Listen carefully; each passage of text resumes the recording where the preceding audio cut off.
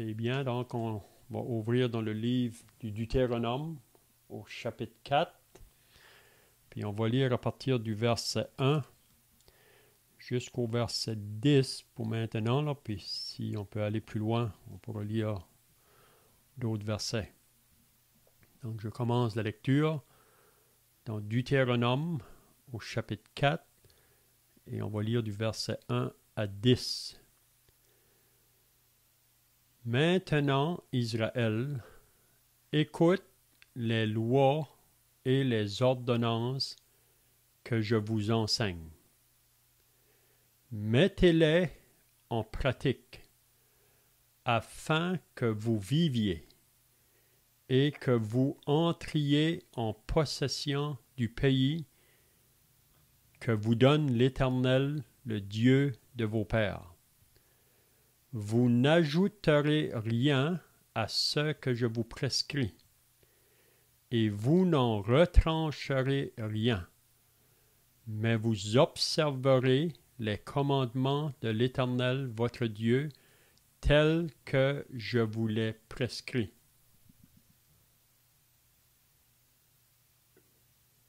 Vos yeux ont vu ce que l'Éternel a fait à l'occasion de Baal-Péor. L'Éternel, ton Dieu, a détruit du milieu de toi tous ceux qui étaient allés après Baal-Péor. Et vous qui êtes attachés, à l'Éternel, votre Dieu, vous êtes aujourd'hui tous vivants. Donc le verset 5, nous lisons, « Voici, je vous ai enseigné des lois et des ordonnances, comme l'Éternel, mon Dieu, me l'a commandé, afin que vous les mettiez en pratique dans le pays dont vous allez prendre possession. Vous les observerez et vous les mettrez en pratique, car ce sera là votre sagesse et votre intelligence aux yeux des peuples qui entendront parler de toutes ces lois et qui diront, cette grande nation est un peuple absolument sage et intelligent. » Elle est en effet la grande nation qui est des dieux, aussi proche que l'Éternel notre Dieu, l'est de toutes les fois que nous l'évoquons. Et quelle est la grande nation qui est des lois et des ordonnances, juste comme toute cette loi que je vous présente aujourd'hui. Seulement, prends garde à toi et veille attentivement sur ton âme tous les jours de ta vie, de peur que tu n'oublies les choses que tes yeux ont vues et qu'elles ne sortent de ton cœur. Enseigne-les à tes enfants et aux enfants de tes enfants. Souviens-toi du jour où tu te présentas devant l'Éternel ton Dieu à Horeb, lorsque l'Éternel me dit, « Assemble auprès de moi le peuple, je veux leur faire entendre mes paroles, afin qu'ils apprennent à me craindre tout le temps qu'ils vivront sur la terre, et afin qu'ils les enseignent à leurs enfants. » Amen. Donc, on va arrêter là pour la lecture ce matin. Donc, si vous étiez là la semaine passée, on avait regardé dans le chapitre 2 et le 3e chapitre. Puis, il faut se rappeler que Moïse, ici, quand il mentionne ces paroles, c'est à la fin des 40 ans dans le désert. Donc, on dit que les paroles que Moïse mentionne ici, là, dans le Deutéronome, c'est probablement la dernière semaine de sa vie sur la terre. Parce que si vous lisez le dernier chapitre du Deutéronome, vous allez lire concernant la mort de Moïse. Donc, qu'est-ce qu'on va voir ce matin? À partir du chapitre 4, là, Moïse commence à parler à cette deuxième génération. On avait dit que la première génération qui est sortie de l'Égypte, ils sont tous morts dans le désert, excepté Caleb, Josué. Puis on sait que Moïse est toujours là à ce moment ici, là, mais Moïse va quand même mourir aussi dans le désert parce qu'il ne va pas entrer dans le pays promis. Donc il y a Caleb et Josué. On sait que c'est Josué qui va prendre la relève. C'est à lui que Moïse va transmettre la responsabilité de conduire Israël dans le pays promis. Donc on dit que le Deutéronome est divisé en 3 parties. Les 3 premiers chapitres, Moïse rappelle le passé. Il parle à propos du passé, qu'est-ce qui est arrivé avec ce peuple-là qui est sorti du pays de l'Égypte, là, puis que Dieu a conduit au travers le désert dans le but de les faire entrer dans la terre promise. Mais comme on a dit, cette première génération-là sont morts dans le désert à cause de leur désobéissance, à cause de leur incrédulité vraiment à la parole de Dieu. Parce qu'on avait dit dans les semaines passées que la vie du croyant, c'est une marche par la foi et non pas par la vue. Donc, marcher par la foi, c'est pas un saut dans l'invisible. C'est obéir quand Dieu parle. Et Dieu dit, donc la foi obéit, elle avance, sans tout comprendre, même sans voir, parce que la foi, c'est une marche, comme je viens de dire, pas par la vue, mais c'est par la foi. Si Dieu le dit, j'obéis, j'avance, puis c'est quand on fait des pas en avant, c'est là qu'on voit, d'un sens, qu'est-ce que Dieu nous a dit. Hein? Donc, le livre de Deutéronome, il y a 3 côtés. Il y a le passé, le chapitre 1 jusqu'à 3, puis le chapitre 4 jusqu'au chapitre 26, c'est vraiment concernant le présent. Moïse, là, parle à ceux de la 2e génération qui sont là présents à la fin des 40 ans, puis c'est eux qui vont entrer dans la terre promise sous la direction de Josué. Mais là, Moïse va leur transmettre les ordonnances, les lois qui a déjà avaient été dit là à la première génération, hein, sur la montagne du Sinaï, à Horeb. Puis ensuite, la 3e section, c'est du chapitre 27 à la fin. Ça, c'est concernant plutôt le côté futur. Donc, passé, présent et futur. Donc, ce matin, à partir du chapitre 4, là, Moïse, maintenant, parle à cette 2e génération. Puis, qu'est-ce qu'il va leur dire? Il dit, maintenant, Israël, écoute les lois et les ordonnances que je vous enseigne. Donc ici, c'est bien de souligner. Il dit, maintenant, Israël, écoute. Donc c'est très important d'écouter quand que Dieu parle. Vous savez qu'il y a beaucoup de voix aujourd'hui qui se fait entendre autour de nous. Mais on sait que beaucoup de ces voix-là sont contraires souvent à ce que Dieu a dit dans sa parole. C'est pour ça que Jésus, dans les évangiles, à plusieurs reprises, il pouvait dire que celui qui a des oreilles pour entendre, entende. Donc, l'importance de bien écouter, de bien entendre quand Dieu parle. Donc maintenant, Israël, écoute les lois et les ordonnances que je vous enseigne. Puis vous vous rappelez que l'apôtre Paul, dans la 2e épître à Timothée, au chapitre 3 et le verset 16, il nous dit que toute écriture est inspirée de Dieu. Toute Écriture. Puis on sait quand que Paul a écrit ces paroles-là à Timothée, l'Écriture n'était pas encore complétée, ou la parole n'était pas encore complétée. Mais il voulait faire comprendre que toute Écriture, celle qui était déjà là présente, puis après qu'elle sera complète, toute Écriture est inspirée de Dieu. Il ne faut jamais avoir des doutes à propos de ça. On sait qu'on vit dans un monde aujourd'hui où que beaucoup vont nous dire que c'est des hommes qui ont écrit ça, la parole. C'est vrai, c'est des hommes qui ont écrit, mais c'est des hommes qui ont écrit inspirés par l'Esprit de Dieu. Ils n'ont pas écrit ce qu'ils voulaient écrire. Ils ont écrit ce que Dieu les a inspirés d'écrire. C'est un peu comme le patron avec sa secrétaire. Et le patron demande à sa secrétaire d'écrire une lettre. C'est elle qui écrit, mais c'est son patron qui va dicter la lettre. Donc, elle n'écrit pas ce qu'elle veut.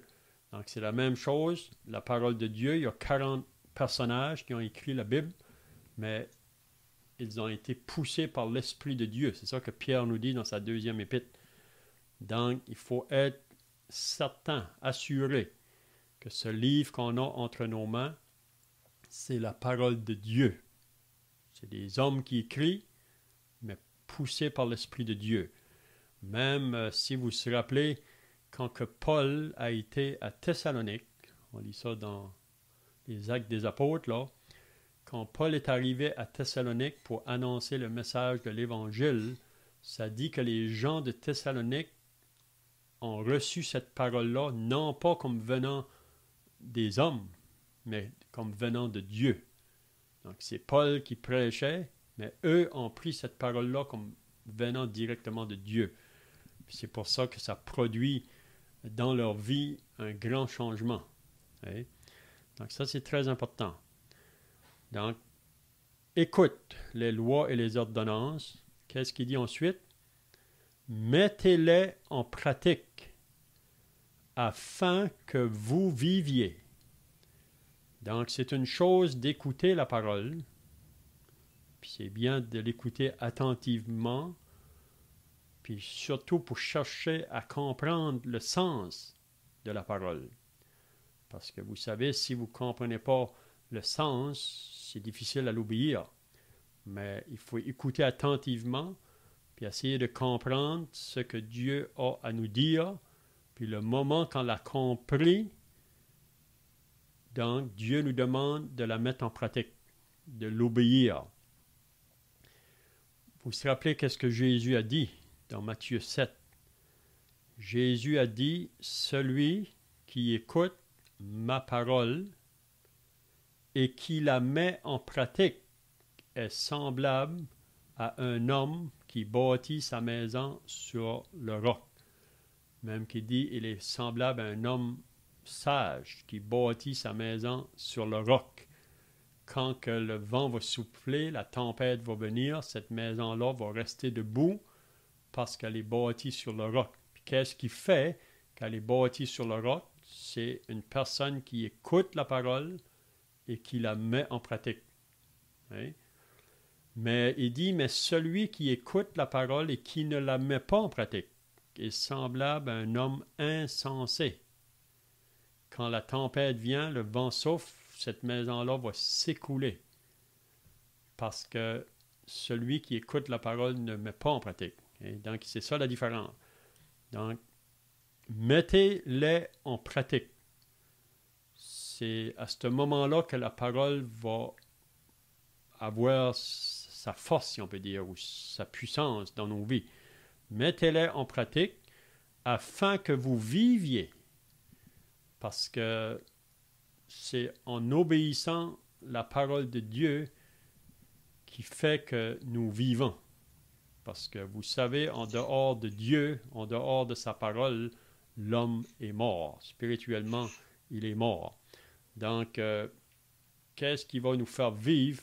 C'est écouter la parole, la mettre en pratique. Même si vous lisez dans l'épître de Jacques, Jacques nous dit la même chose. L'importance de mettre en pratique la parole.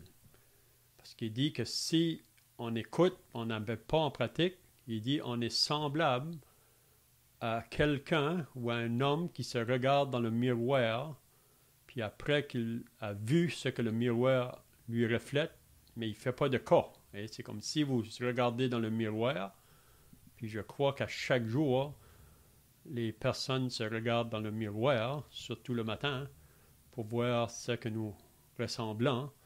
Puis si le miroir vous reflète que vous êtes mal peigné ou que vous avez des taches dans le visage, vous savez que le miroir ne peut rien faire, lui. Il peut simplement refléter qu'est-ce que vous êtes.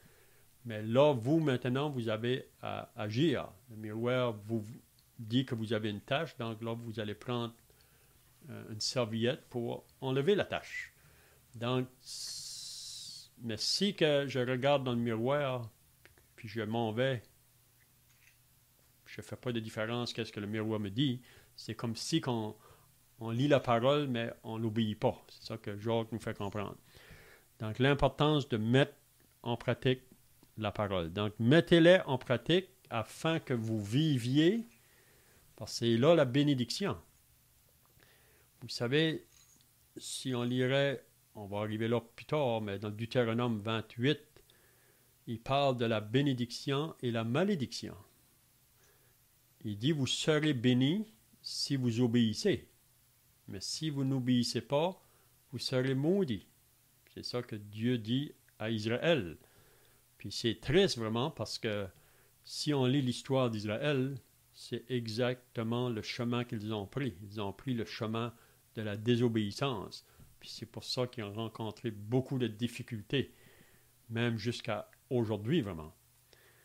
Donc, mettre en pratique la parole afin que vous viviez et que vous entriez en possession du pays que vous donne l'Éternel, le Dieu de vos pères. Donc, si vous vous rappelez, la première génération, la raison qu'ils n'ont pas entré dans le pays, c'est parce qu'ils n'ont pas obéi la parole. Et ils devaient entrer quand Dieu leur a dit, il faut passer à l'autre côté. Mais vous vous rappelez qu'est-ce qui est arrivé? Ils ont demandé à Moïse d'envoyer des espions pour voir si c'était vrai, qu'est-ce que Dieu disait. Moïse a fait ça. Les espions ont été, ils ont vu c'est vrai, qu'est-ce que Dieu dit, mais on ne veut pas entrer. Donc, ils n'ont pas obéi. Dieu dit, il faut entrer, eux, ils disent non. Mais là, en parlant de la deuxième génération, Moïse leur dit, afin que vous viviez, que vous entriez en possession du pays que vous donne l'Éternel, le Dieu de vos pères. Donc, Moïse veut que cette deuxième génération ici obéissent à la parole, puis qu'ils vont entrer dans le pays de bénédiction. Donc, c'est la seule manière qu'on va connaître la bénédiction de Dieu dans nos vies. C'est en écoutant sa parole, puis ensuite de la mettre en pratique. Donc, je ne sais pas si quelqu'un a d'autres pensées à ajouter ici, là, ou si vous avez des questions, vous pouvez le faire.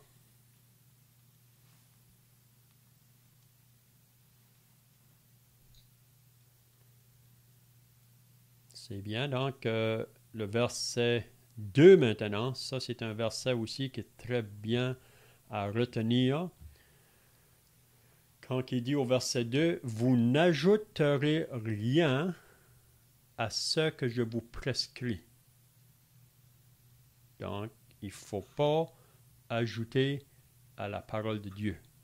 « Et vous n'en retrancherez rien, mais vous observerez les commandements de l'Éternel votre Dieu tels que je vous les prescris. » Donc, vous savez que les dernières paroles de la Bible, si vous lisez dans le livre de l'Apocalypse au chapitre 22, à la fin, on lit un peu la même chose. Ça dit qu'on ne doit pas ajouter à la parole ni retrancher à la parole, parce que si quelqu'un le fait, Dieu va le frapper vraiment. Dieu va le frapper. Donc, la parole de Dieu devrait être notre guide quand ça vient là à faire face à des gens qui nous enseignent des choses, mais après qu'on les a écoutés, on voit que ils peuvent parler quand même des choses de la parole, ils peuvent citer des passages de la parole, mais en écoutant bien, parfois on voit qu'ils ajoutent de la parole ou qu'ils retranchent à la parole.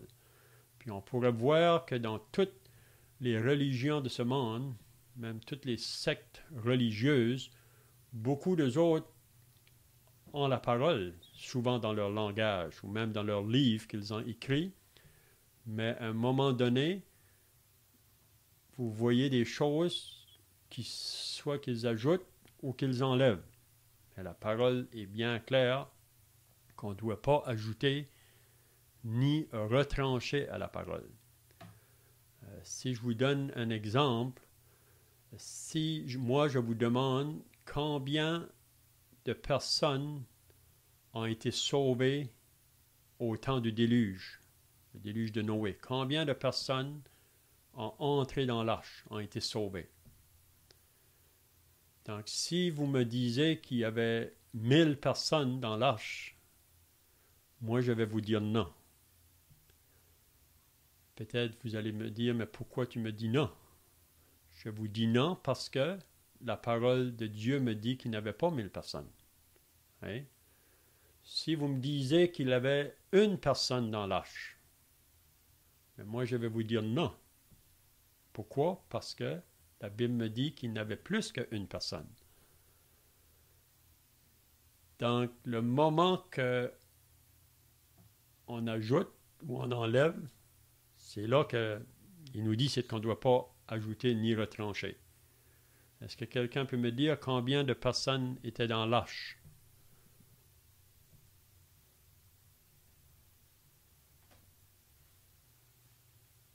Bien, la Bible nous dit qu'il y avait 8 personnes dans l'arche de Noé. Il y avait Noé, sa femme, ses 3 fils et leur femme.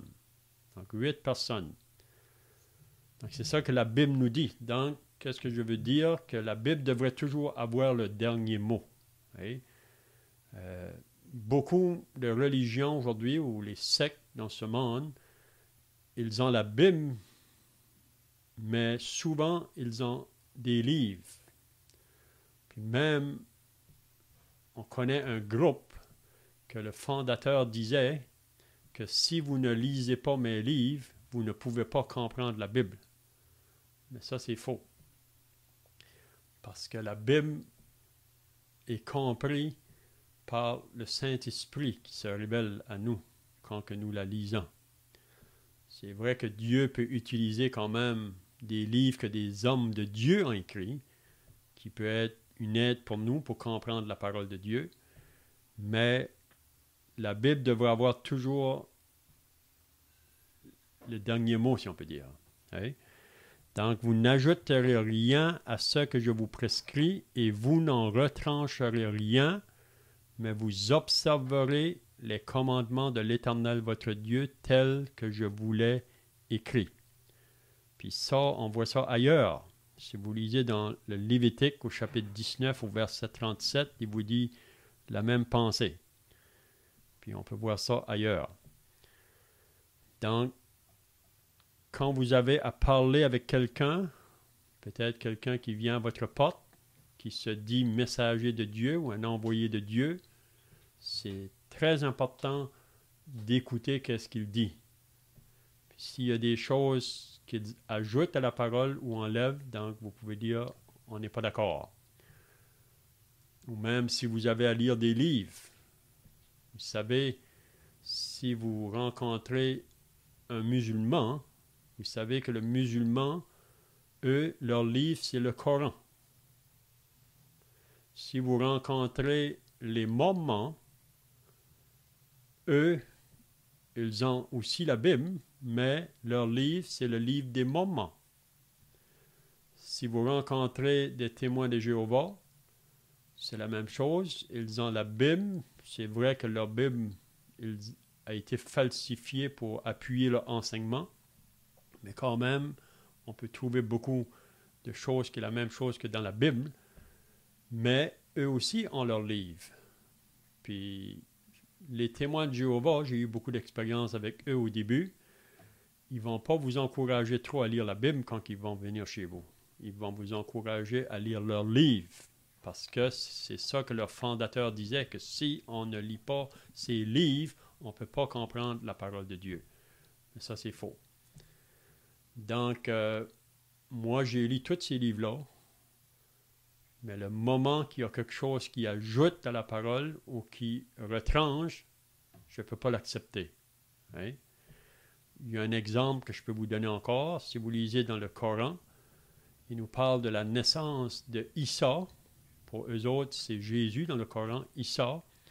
Mais si vous lisez dans le Coran, ils vous disent que Marie a enfanté Issa dans le désert sous un palmier. Mais la Bible nous dit que Marie a enfanté Jésus à Bethléem, dans une étable où on garde les animaux. Donc, qui a raison? Mais pour moi, la Bible a raison. Parce que vous savez que le Coran est venu bien longtemps après. Donc, c'est juste pour vous donner des exemples. Donc, c'est pour ça que quand vous êtes en contact avec des personnes qui vous disent qu'ils amènent la parole de Dieu ou qu'ils annoncent le message de Dieu, il faut bien écouter qu'est-ce qu'ils ont à dire. Je vais juste vous lire un passage pour confirmer ça, là. Si vous tournez dans 1 Jean au chapitre 4, Jean nous dit ici, dans 1 Jean au chapitre 4, au verset 1, il va dire, « Bien-aimés, n'ajoutez pas foi à tout esprit, mais éprouvez les esprits pour savoir s'ils sont de Dieu. » Donc, il faut éprouver. Ceux qui prétendent d'annoncer le message de Dieu, il faut éprouver si que l'esprit qui les conduit, là, c'est réellement l'esprit qui vient de Dieu. Parce qu'il dit, car plusieurs faux prophètes sont venus dans le monde, reconnaissez à ceci l'Esprit de Dieu. Tout esprit qui confesse Jésus-Christ venu en chair est de Dieu. Et tout esprit qui ne confesse pas Jésus n'est pas de Dieu. C'est celui de l'Antichrist dont vous avez appris la venue et qui maintenant est déjà dans le monde. Vous, petits enfants, vous êtes de Dieu, et vous les avez vaincus, parce que celui qui est en vous est plus grand que celui qui est dans le monde. Eux, ils sont du monde, c'est pourquoi ils parlent d'après le monde, et le monde les écoute. Nous sommes de Dieu. Celui qui connaît Dieu nous écoute, celui qui n'est pas de Dieu ne nous écoute pas. C'est par là que nous connaissons l'esprit de la vérité et l'esprit de l'erreur. Donc ici, Jean, dans son épître, met les chrétiens en garde de ne pas ajouter foi à tout esprit, mais il faut éprouver. Puis, comme j'ai dit dans le passé, une manière qu'on peut éprouver les esprits, c'est qu'est-ce qu'on dit à propos de Jésus. Parce que c'est là le fondement de toute chose. Donc, si on n'est pas clair sur la personne du Seigneur Jésus, c'est là qu'il faut s'éloigner vraiment de ses enseignements. Donc, je ne sais pas si quelqu'un a des questions ici, là, ou si vous avez des pensées, vous pouvez le faire. Il ne faut pas être gêné.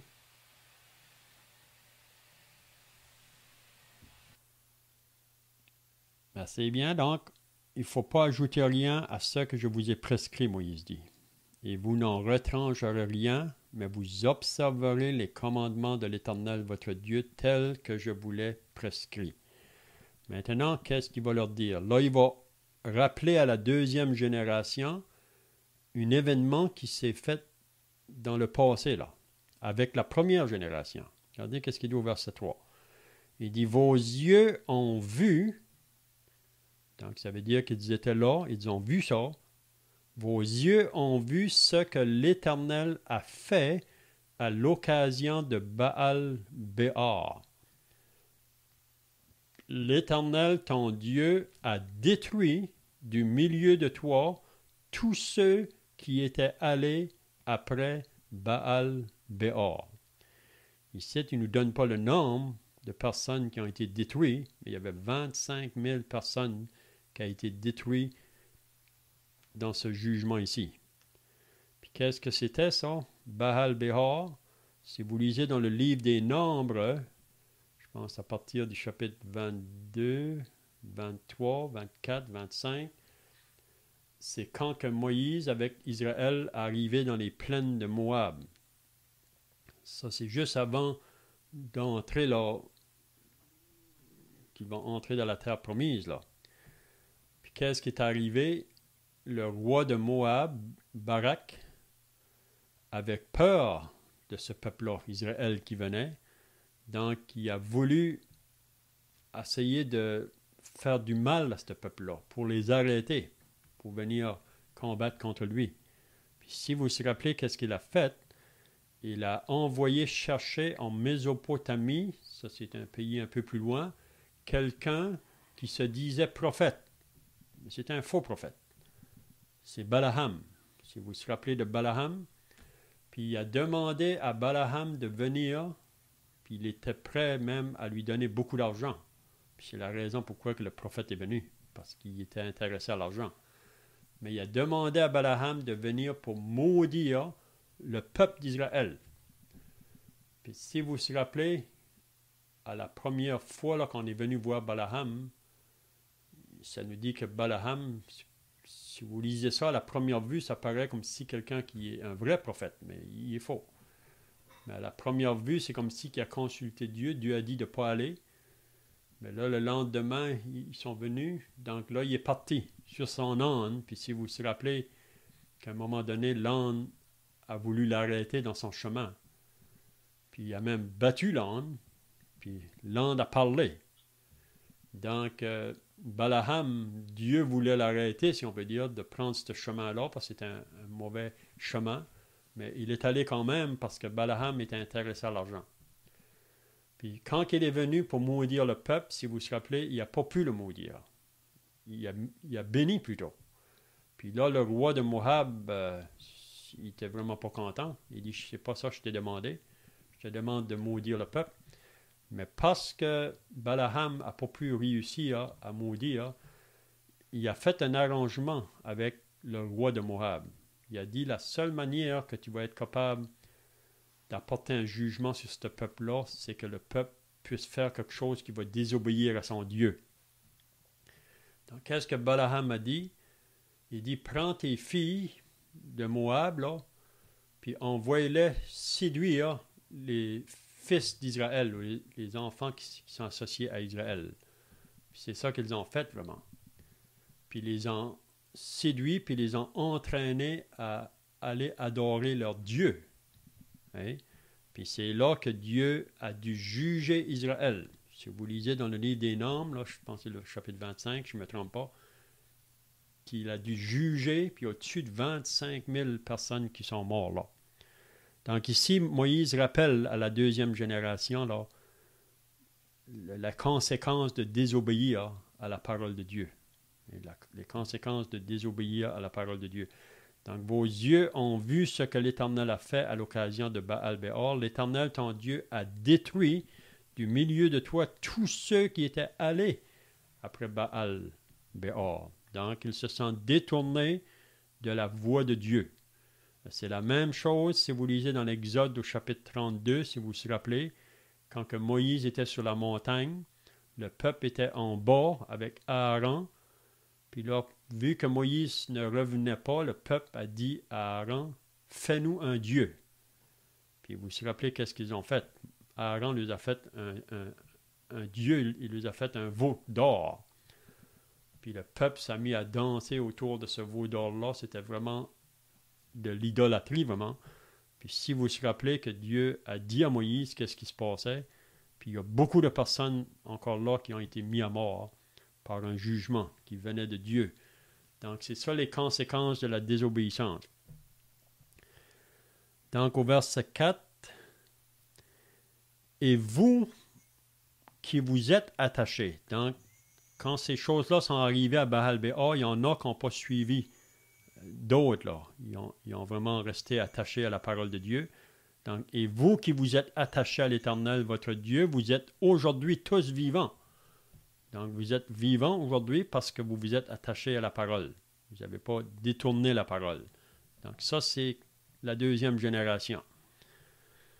Donc, maintenant, qu'est-ce qu'il va dire au verset 5? « Voici, je vous ai enseigné des lois et des ordonnances comme l'Éternel, mon Dieu, me l'a commandé. » Donc, ça, c'est une autre chose qu'il faut bien souligner. C'est que ce que Moïse a enseigné au peuple, c'est ce que Dieu avait communiqué à Moïse. Moïse n'a pas enseigné des choses de sa propre... qui venaient de lui-même. Hey?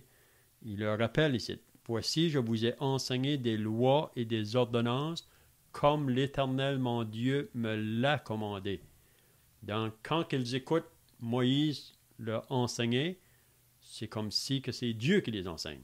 C'est ça qu'il faut qu'ils comprennent. Afin que vous les mettiez en pratique. Parce que c'est ça vraiment qui va nous inspirer à obéir là, quand on réalise que c'est Dieu qui me parle. C'est pas un homme qui me parle, c'est Dieu qui me parle. Hein? Parce que si on pense que c'est les hommes, donc c'est pour ça que beaucoup de monde aujourd'hui n'ont pas aucune attirance à la parole, parce que pour eux, c'est seulement des hommes qui l'ont écrit. Donc, afin que vous les mettiez en pratique dans le pays dont vous allez prendre possession. Donc, vous, la deuxième génération, vous allez entrer dans le pays promis, mais il faudra que vous obéissiez aux ordonnances et aux lois que Dieu vous a commandées. Hein? Parce que si vous allez le désobéir, vous allez en subir les conséquences. C'est ça que Dieu, c'est ça que Moïse veut le faire comprendre. Afin que vous les mettiez en pratique dans le pays dont vous allez prendre possession. Au verset 6, c'est très intéressant aussi. Vous les observerez et vous les mettrez en pratique. Donc, vous observerez mes ordonnances, mes lois, vous les mettrez en pratique. Puis qu'est-ce que ça va produire dans la vie du peuple? Ça va leur donner une sagesse qui vient de Dieu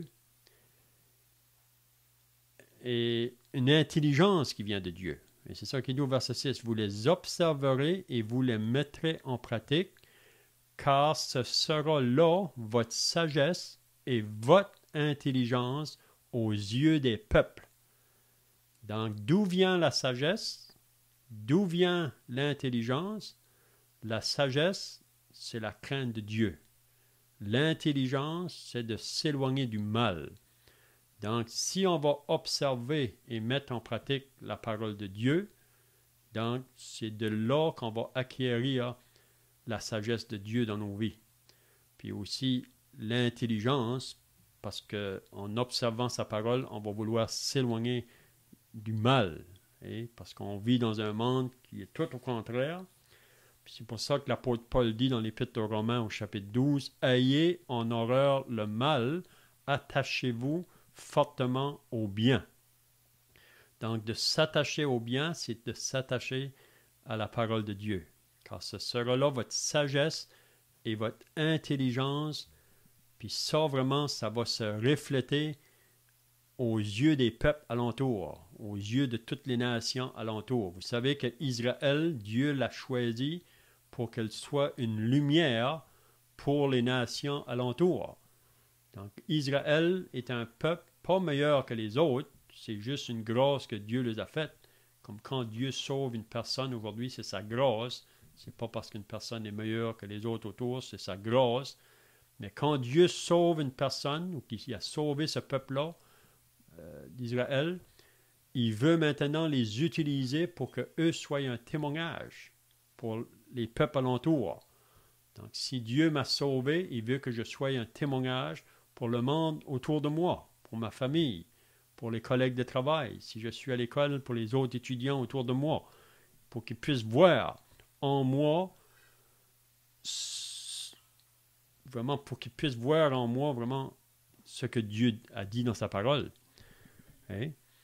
Donc, il dit ensuite, aux yeux des peuples qui entendront parler de toutes ces lois et qui diront, donc les nations autour, quand ils vont entendre parler de ça, qu'est-ce qu'ils vont dire? Cette grande nation est un peuple absolument sage et intelligent. Donc, comment est-ce qu'on va devenir des personnes sages et intelligentes? Pas selon la sagesse de ce monde, mais selon la sagesse de Dieu. Comment qu'on va devenir sage et intelligent? C'est en obéissant la parole de Dieu. Bon, peut-être pour le monde, ils vont dire, vous êtes fous. Hein? Ils vont dire, vous n'êtes pas intelligent quand que vous détournez du mal, quand vous ne voulez pas faire le mal. Parce que pour le monde, aujourd'hui, être intelligent, c'est se donner au mal.